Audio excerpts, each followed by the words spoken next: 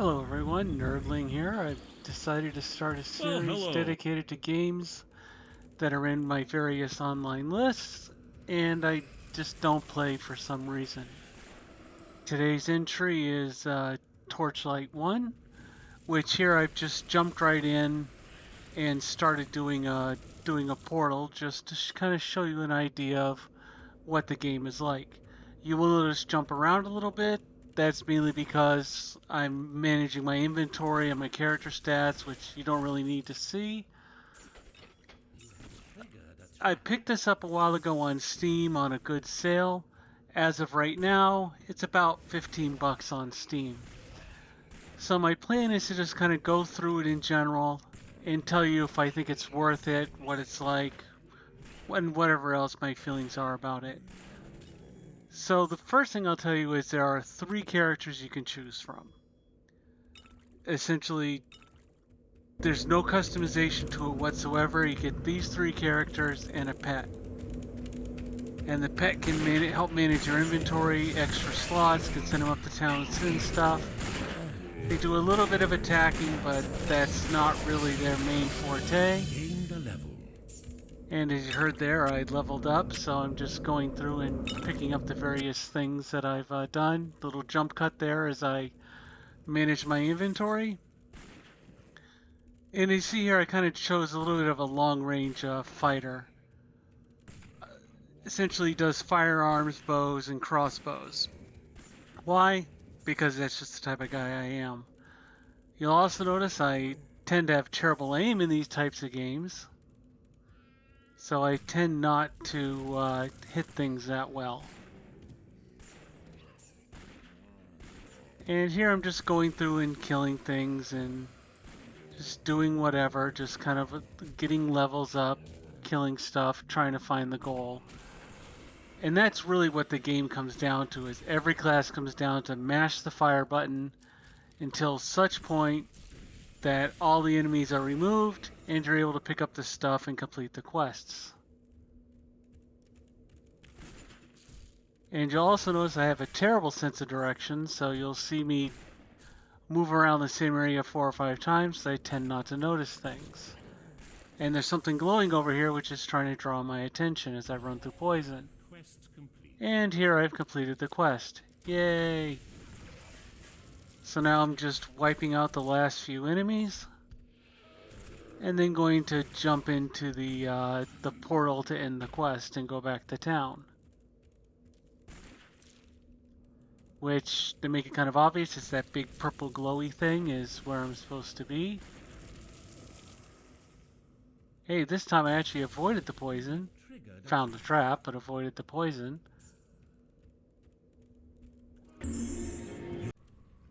Alright, and blah blah blah. I don't really care about his quest, just go kill stuff.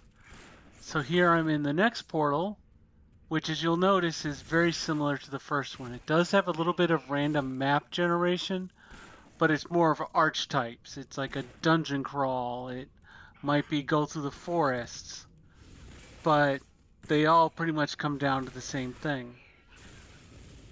And you have the ability, they close doors, you open them up. Standard stuff, you can lock enemies behind doors.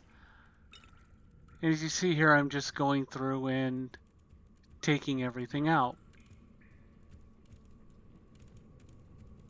And there's these glowy objects every once in a while that make it look, oh, I can pick these up. No, it's just there for decoration.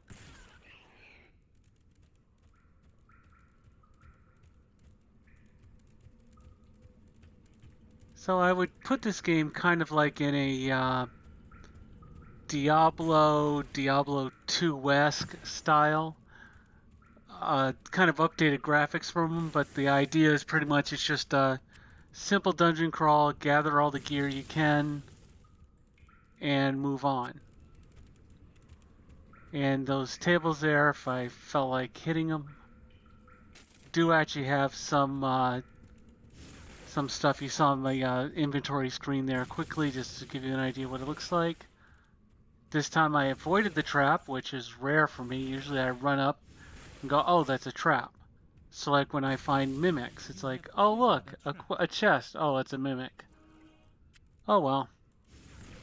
Uh, I'm playing this on the casual level because I just, for purposes of the game, I didn't want to make it like a hardcore.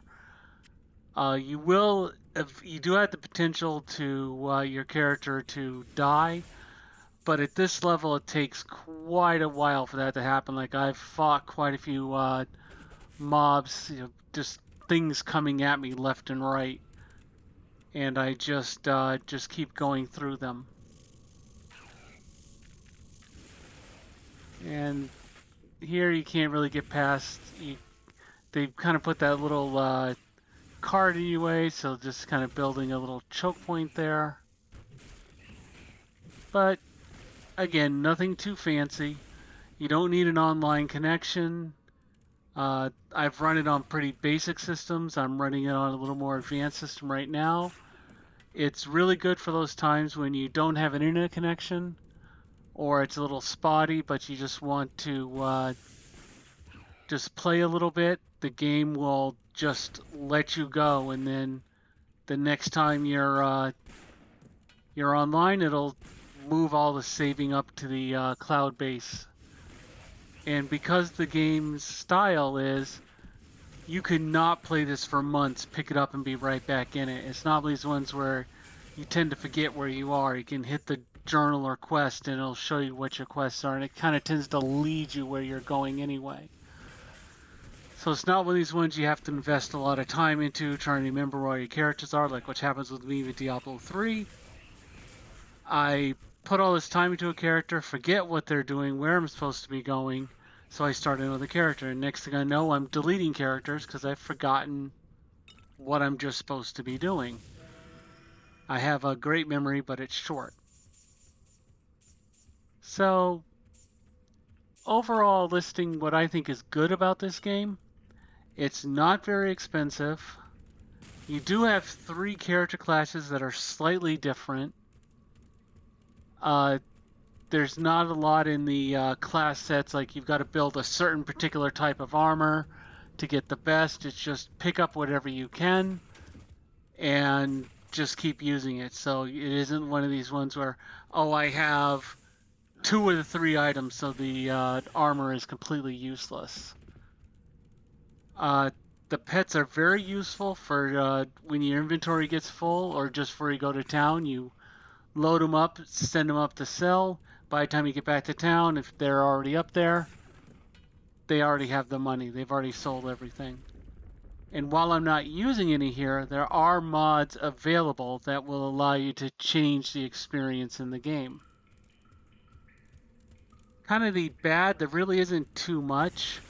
There is no real customization, like you can't change the look of your character, the outfits, you can't change the hair, the face, anything. It's just, this is what you have. Do you want A, B, or C? And the classes, as I kind of mentioned, the classes are kind of really limited. You can't choose a gender. It's like you have 2 males and 1 female character. And that's about it. And again, all the styles just come down to mash the fire button until everything is destroyed. So overall, do I think it's worth it? For 15 bucks, or if you get it on sale, a little less. I do feel it's worth it for just if you just want a quick game, just kind of jump in, spend a few minutes just taking things out, or you're in a position where you don't have that good of an internet connection, so you can't play one of your massive MMOs. And it is fun. I do feel I got my whatever I paid for it, but if I paid $15 for it now, I would not have feel like I got ripped off here. It's just a basic game, not much else to it.